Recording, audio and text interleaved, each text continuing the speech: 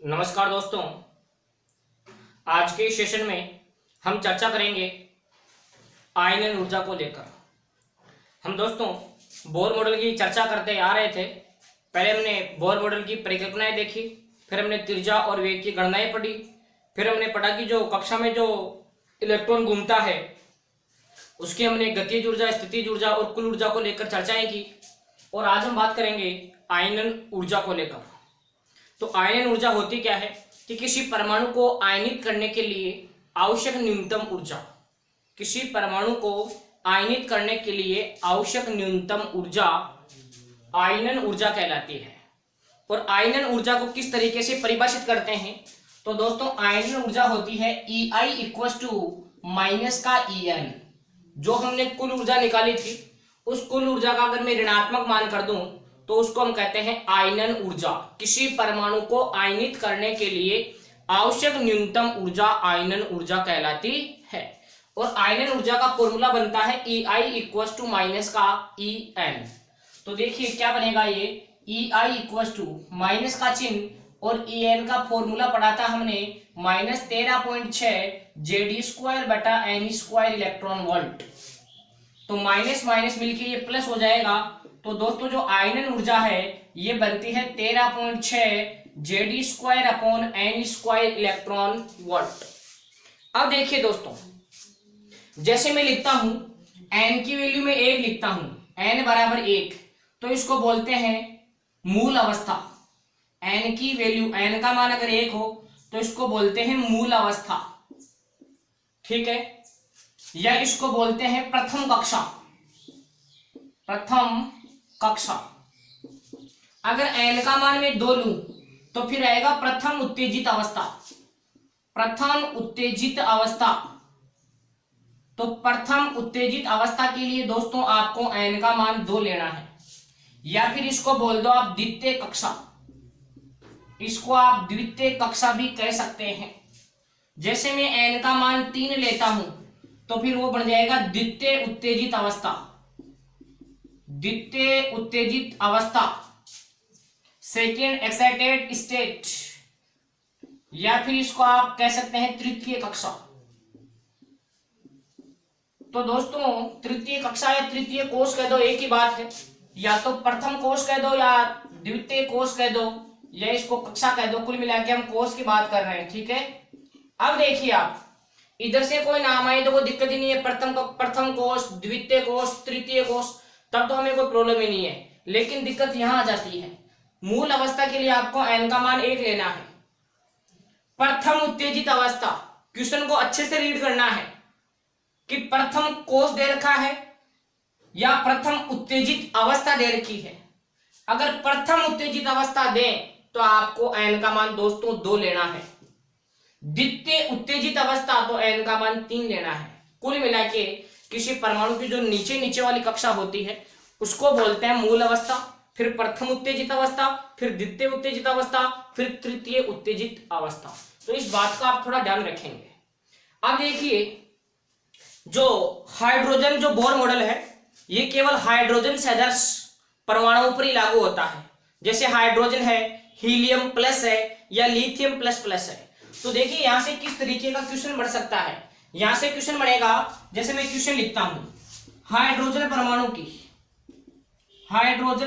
की प्रथम उत्तेजित अवस्था में, हाइड्रोजन परमाणु की प्रथम उत्तेजित अवस्था में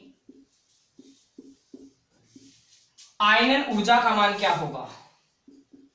प्रथम उत्तेजित अवस्था में हमें आयनन ऊर्जा मालूम करनी है कि आयनन ऊर्जा का मान क्या होगा।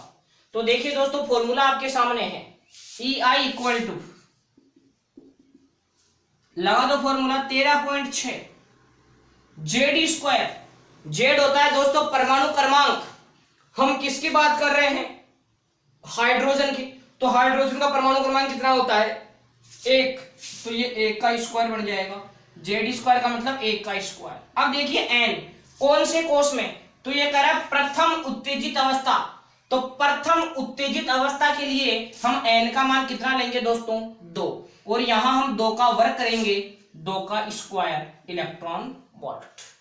तो ये बन गया हमारे पास 13.6 में दोस्तों 4 इलेक्ट्रॉन वोल्ट, 4 का भाग लग जाएगा, और अगर हम इसमें 4 का भाग देते हैं तो 3 बार जाएगा और फिर 1 बचेगा, तो ये बढ़ जाएगा 3.4 इलेक्ट्रॉन वोल्ट। तो आयनन ऊर्जा को लेकर इस तरीके से आपसे क्वेश्चन पूछे जा सकते हैं। कुल ऊर्जा का जो ऋणात्मक मान होता है वही हमारे पास आयनन ऊर्जा होती है। तो आयनन ऊर्जा का फॉर्मूला ध्यान रखेंगे, कुल ऊर्जा का तो माइनस में होता है और आयनन ऊर्जा का फॉर्मूला प्लस में चलता है। ऐसे ही जैसे आपको बोल दें, एक और क्वेश्चन लेते हैं इसका, जैसे बोल दें आपको लिथियम प्लस प्लस परमाणु की मूल अवस्था में, लिथियम प्लस प्लस परमाणु की मूल अवस्था में आयनन ऊर्जा क्या होगी, में आयनन ऊर्जा क्या होगी। तो देखिए फॉर्मूला वही, EI equal to ionization energy 13.6 Zd² बटा N² इलेक्ट्रॉन वोल्ट।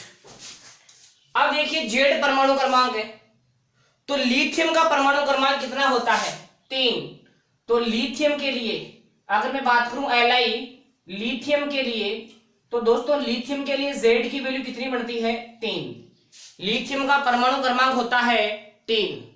ऐसा नहीं है कि लिथियम प्लस प्लस कब बनेगा, जब वो 2 इलेक्ट्रॉन त्याग देगा, लेकिन रहेगा तो लिथियम ही। ये थोड़ी है कि 2 इलेक्ट्रॉन त्याग दिया तो वो हाइड्रोजन बन गया। तो लिथियम प्लस प्लस है, इसका मतलब है कि लिथियम 2 इलेक्ट्रॉन त्याग चुका, लेकिन है तो वो अभी भी लिथियम। कुल मिला के आपको परमाणु क्रमांक कितना लेना पड़ेगा, 3। ऐसा नहीं कि यह हाइड्रोजन की तरह हो गया, रहेगा तो लिथियम ही, लेकिन वो 2 इलेक्ट्रॉन त्याग चुका, तो परमाणु क्रमांक 3 ही रहेगा। विशेष ध्यान रखेंगे आप। और मूल अवस्था में, तो मूल अवस्था का मतलब है दोस्तों आपको n का मान कितना लेना है, 1। तो यहां आप n की जगह रखेंगे 1। तो यहां जो आपकी आयनन ऊर्जा है वो बन जाएगी 13.6 इंटू 3 का स्क्वायर इलेक्ट्रॉन वोल्ट। तो ये बन गया 13.6 इंटू 9 इलेक्ट्रॉन वोल्ट, और 9 से जब इसको गुणा करेंगे तो 9 को 6 से करेंगे 54, 5 हासिल, 9 3 27 और 5 32, 3 हासिल, 9 1 9 और 3 12, 1 के बाद पॉइंट आ जाएगा, तो ये बढ़ जाएगा दोस्तों 122.4 इलेक्ट्रॉन वोल्ट। तो आयनन ऊर्जा क्या है और इससे किस तरीके के क्वेश्चंस पुट अप हो सकते हैं वो देखा हमने। अब हम बात करेंगे दोस्तों आयनन विभव, आयनाइजेशन पोटेंशियल। तो आयनन विभव क्या होता है, आयनन ऊर्जा को प्राप्त करने के लिए इलेक्ट्रॉन को जितने विभवांतर से त्वरित किया जाता है उसे हम कहते हैं आयनन विभव। आयनन ऊर्जा को प्राप्त करने के लिए इलेक्ट्रॉन को जितने विभवांतर से त्वरित किया जाता है उसे कहते हैं आयनन विभव। तो आयनन विभव का फॉर्मूला क्या बनेगा, आयनन विभव होगा दोस्तों VI इक्वल टू, ये बनेगा EI अपॉन E। इसमें हम E का भाग दे देंगे तो वो आयनन विभव निकल के आएगा। तो कुल मिला के बात क्या बनी, इसका फॉर्मूला था 13.6 Zd² बटा N² इलेक्ट्रॉन वोल्ट, और इसमें किसका भाग दूंगा मैं, E का। तो यहाँ E से E कट जाएगा दोस्तों, तो VI का फॉर्मूला बनेगा 13.6 Zd² बटा N² वोल्ट। तो आयनन विभव क्या हुआ कि आयनन ऊर्जा को प्राप्त करने के लिए इलेक्ट्रॉन को जितने विभवांतर से त्वरित किया जाता है उसे हम कहते हैं आयनन विभव। और फॉर्मूला आप ध्यान रखेंगे 13.6 Zd² बटा N² वोल्ट। मैं क्वेश्चन लिखता हूं दोस्तों, यहां से मैंने क्वेश्चन लिखा हीलियम प्लस। दोस्तों इसमें एक इलेक्ट्रॉन है, हीलियम का परमाणु क्रमांक 2, लेकिन हीलियम प्लस परमाणु क्रमांक तो 2 ही रहेगा, लेकिन इसमें इलेक्ट्रॉन कितना है, 1 इलेक्ट्रॉन है। तो याद रखेंगे, मैं ऐसे एग्जाम्पल क्यों दे रहा हूं, क्योंकि जो बोर मॉडल है ये केवल एकल इलेक्ट्रॉन वाले परमाणुओं की व्याख्या करता है जिसमें केवल 1 इलेक्ट्रॉन हो, जैसे हाइड्रोजन, हीलियम प्लस या लिथियम प्लस प्लस, इस तरीके से। तो देखिए क्वेश्चन है हीलियम प्लस की हीलियम प्लस के द्वितीय उत्तेजित अवस्था में आयनन विभव क्या होगा, द्वितीय उत्तेजित अवस्था में आयनन विभव क्या होगा। तो देखिए दोस्तों, फॉर्मूला आपके सामने है, V I equal to 13.6 Z square बटा एन स्क्वायर वोल्ट। तो V I equal to 13.6, Z है परमाणु क्रमांक। बात कर रहे हैं दोस्तों हीलियम की, तो हीलियम का परमाणु क्रमांक होता है 2, तो यहां ये 2 का स्क्वायर बनेगा अपॉन एन स्क्वायर, द्वितीय उत्तेजित अवस्था। अगर ये केवल द्वितीय अवस्था लिखता या द्वितीय कोष लिखता तो एन का मान 2 लेता मैं, लेकिन अगर है द्वितीय उत्तेजित अवस्था, इसका मतलब मुझे एन का मान कितना लेना है, 3। तो ये हमारे पास बन जाएगा 3 का स्क्वायर वोल्ट। तो इसको आप आसानी से सरल कर सकते हैं। तो ये बन गया 13.6 इंटू 4 बटा 9 वोल्ट। तो हम 9 से इसको काट देंगे, तो 9 से काटेंगे तो एक बार कट जाएगा, 9 एकम 9, बचेंगे 4, 9 पंजे 45, 1.54 बार कट जाएगा। ठीक है, इसको हम 4 से गुणा कर देंगे तो 4 चौक 16, 4 5 20 और 1 21, और 4 एकम 4 और 2 6, तो ये बढ़ जाएगा दोस्तों 6.16 वोल्ट। तो आप आसानी से आयनन विभव को लेकर भी क्वेश्चन कर सकते हैं। बात कर रहे हैं दोस्तों उत्तेजन ऊर्जा को लेकर कि उत्तेजन ऊर्जा क्या होती है। तो परमाणु में किसी इलेक्ट्रॉन को उसकी मूल अवस्था से किसी उत्तेजित अवस्था में भेजने के लिए आवश्यक ऊर्जा उत्तेजन ऊर्जा कहलाती है। परमाणु में किसी इलेक्ट्रॉन को उसकी मूल अवस्था से किसी उत्तेजित अवस्था में भेजने के लिए आवश्यक ऊर्जा उत्तेजन ऊर्जा कहलाती है। उत्तेजन ऊर्जा देखो दोस्तों किस प्रकार से हम निकालते हैं। जैसे मैं बात करूं, एक क्वेश्चन लिखता हूं दोस्तों, मैंने लिखा हाइड्रोजन परमाणु की प्रथम उत्तेजन ऊर्जा क्या होगी। हाइड्रोजन परमाणु की प्रथम उत्तेजन ऊर्जा क्या होगी। तो देखिए दोस्तों, प्रथम उत्तेजन ऊर्जा E1 निकाल रहा हूं मैं। तो प्रथम उत्तेजन ऊर्जा कैसे निकलेगी, जब मैं E2 में से क्या घटाऊंगा दोस्तों, E1। उत्तेजन है, इसको E1 कह देता हूं, एक्साइटेड एनर्जी फर्स्ट। ठीक है, अब देखिए प्रथम उत्तेजन ऊर्जा कैसे निकलेगी, E2 माइनस E1, इसको हम कहेंगे प्रथम उत्तेजन ऊर्जा। प्रथम उत्तेजन ऊर्जा अगर मैं E2 निकालूं तो वो निकलेगी दोस्तों E3 माइनस E1, ये बनेगी द्वितीय उत्तेजन ऊर्जा। द्वितीय उत्तेजन ऊर्जा।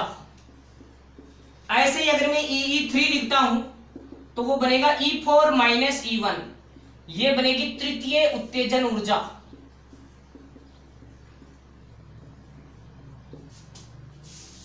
मतलब आपको आना वन में ही है, मूल अवस्था में आना है आपको। प्रथम उत्तेजन का मतलब E2 माइनस E1, द्वितीय उत्तेजन ऊर्जा का मतलब हो गया E3 माइनस E1, तृतीय उत्तेजन ऊर्जा का मतलब हो गया E4 माइनस E1। तो आप E2 आसानी से निकाल सकते हैं। हाइड्रोजन परमाणु की द्वितीय कक्षा में ऊर्जा, प्रथम उत्तेजन ऊर्जा का मतलब हो गया E2। E2 का मान हमने निकाला था दोस्तों हाइड्रोजन के लिए माइनस 3.4 इलेक्ट्रॉन वोल्ट। देखिए E1 इक्वल्स टू, इसका मान हमने निकाला था माइनस 3.4 इलेक्ट्रॉन वोल्ट, ये माइनस का चिन्ह, और E1 का मान हमने पढ़ा था माइनस का 13.6 इलेक्ट्रॉन वोल्ट। तो ये कुल मिला के बन गया माइनस का 3.4 इलेक्ट्रॉन वोल्ट और प्लस का 13.6 electron volt, minus minus plus. तो 13.6 में से 3.4 घटाएंगे तो ये बन जाएगा दोस्तों 10.2 इलेक्ट्रॉन वोल्ट। अगर पूछा जाए कि हाइड्रोजन परमाणु की प्रथम उत्तेजन ऊर्जा का मान क्या होगा, प्रथम उत्तेजन ऊर्जा क्या होगी, तो आप बताएंगे 10.2 इलेक्ट्रॉन वोल्ट होगी। अगर द्वितीय उत्तेजन ऊर्जा पूछता तो आप दोस्तों E3 माइनस क्या कर देते, E1। तो कुल मिला के आपको जब भी उत्तेजन ऊर्जा निकाले पहले आप कुल ऊर्जा निकाल लो। En बराबर माइनस 13.6 जेड स्क्वायर बटा एन स्क्वायर इलेक्ट्रॉन वोल्ट है। आपको ये क्वेश्चन हीलियम के लिए भी पूछा जा सकता है। जैसे मैं क्वेश्चन लिखता हूं दोस्तों, एक और क्वेश्चन लिखता हूं। जैसे क्वेश्चन लिखा मैंने हीलियम प्लस की द्वितीय उत्तेजन ऊर्जा क्या होगी। हीलियम प्लस की द्वितीय उत्तेजन ऊर्जा क्या होगी। तो द्वितीय उत्तेजन ऊर्जा का आपको दोस्तों फॉर्मूला मालूम होना चाहिए, E3 माइनस E1। द्वितीय उत्तेजन ऊर्जा बनती है E3 माइनस E1। अब सबसे पहला टारगेट हुआ E3 को निकालना, तो E3 आप कैसे निकालेंगे, E3 माइनस 13.6 इंटू JD² बटा Ne² इलेक्ट्रॉन वोल्ट फॉर्मूला चलता है। तो E3 ये En बराबर चलता है, तो E3 कैसे निकलेगा, माइनस का 13.6 इंटू Z परमाणु क्रमांक, हीलियम की बात कर रहे हैं तो हीलियम का परमाणु क्रमांक होता है दोस्तों 2, तो यहाँ 2 का स्क्वायर बन जाएगा और बटा N है कौन सी क्लास की, तो तीसरी क्लास की निकाल रहे हैं, तो 3 का स्क्वायर बन जाएगा 9 इलेक्ट्रॉन वोल्ट। तो यहाँ से E3 निकल गया आपके पास। और ऐसे अगर आपको E1 निकालना है तो E1 कैसे निकलेगा, माइनस 13.6 इंटू Z², वही हीलियम की बात कर रहे हैं, तो ये बन जाएगा 2 का स्क्वायर बट्टा E1 निकाल रहे हैं तो ये 1 का स्क्वायर इलेक्ट्रॉन वोल्ट। तो आप E3 का मान निकालो और E1 का मान निकालो, दोनों का अंतर देख लो, ठीक है। तो आप आसानी से हीलियम प्लस की द्वितीय उत्तेजन ऊर्जा आप आसानी से पता कर सकते हैं। अब हम बात करेंगे दोस्तों बोर मॉडल की सफलता और कमियों को लेकर। तो एक तरफ बात करते हैं सफलता की और एक तरफ बात करते हैं कमियों की, कि बोर मॉडल की क्या क्या कमियां रह गई। तो सफलता की बात तो ऐसी है कि ये जो बोर मॉडल है ये नाभिक के स्थायित्व को समझा पाया, बोर मॉडल नाभिक के स्थायित्व को समझा पाया। दूसरा, बोर मॉडल परमाणु के स्थायित्व को भी समझा पाया, कि परमाणु किस प्रकार स्टेबल होता है उसको भी समझा पाया बोर मॉडल। अगर बात कमियों की करें तो कमी नंबर 1, यह केवल एकल इलेक्ट्रॉन वाले परमाणुओं की व्याख्या करता है, एकल इलेक्ट्रॉन वाले परमाणुओं की व्याख्या करता है। जैसे हाइड्रोजन है, हीलियम प्लस है या लिथियम प्लस प्लस है, केवल एकल इलेक्ट्रॉन वाले परमाणु को ही समझा पाता है। दूसरा, कोणीय संवेग के क्वांटीकरण का स्पष्टीकरण नहीं दिया, कोणीय संवेग के क्वांटीकरण का बोर साहब ने कोई स्पष्टीकरण नहीं दिया। आपको याद हो दोस्तों बोर की द्वितीय परिकल्पना कि इलेक्ट्रॉन उन्हीं कक्षाओं में घूमना पसंद करता है जहां इसका कोणीय संवेग h/2π का पूर्ण गुणज हो। जब बोर से पूछा गया कि साहब ऐसा क्यों, तो बोर साहब ने हाथ खड़े कर दिए कि साहब मेरी बस की बात नहीं है। तो ये भी एक बोर मॉडल की कमी थी कि कोणीय संवेग के क्वांटीकरण का स्पष्टीकरण नहीं दिया कि ऐसा क्यों होता है, mvr बराबर nh/2π क्यों होता है, इस बात का बोर साहब के पास कोई स्पष्टीकरण नहीं था। अब देखिए तीसरी बात, तीसरी कमी, जो बोर मॉडल है ये विद्युत क्षेत्र और चुंबकीय क्षेत्र रेखाओं के विपाटन को नहीं समझा पाया। विद्युत क्षेत्र तथा चुंबकीय क्षेत्र, विद्युत क्षेत्र तथा चुंबकीय क्षेत्र में ये विपाटन कि किस प्रकार विपाटन विभेदन की क्रिया होती है, विपाटन की व्याख्या बोर मॉडल नहीं कर पाया। कि विद्युत क्षेत्र और चुंबकीय क्षेत्र में स्पेक्ट्रम में रेखाएं किस प्रकार विपाटित होती है, किस प्रकार विभेदित होती है, उनको बोर मॉडल नहीं समझा पाया। तो दोस्तों यहां कंप्लीट होता है आपका बोर मॉडल। यहां तक आपने 4 वीडियो देख दिए हैं। पहला बोर मॉडल की परिकल्पनाओं को लेकर, दूसरा इलेक्ट्रॉन की त्रिज्या और वेग को लेकर, तीसरा वीडियो गतिज ऊर्जा, स्थितिज ऊर्जा और कुल ऊर्जा को लेकर, और चौथा वीडियो आज हमने देखा उत्तेजन ऊर्जा, आयनन विभव, बोर मॉडल की सफलता वर्सेज बोर मॉडल की कमियां। आई होप कि आपको बोर मॉडल अच्छे से क्लियर हुआ होगा। अगर वीडियो अच्छा लगा है तो ज़्यादा से ज़्यादा अपने दोस्तों के पास शेयर कीजिए, चैनल को सब्सक्राइब कीजिए। थैंक यू, जय हिंद।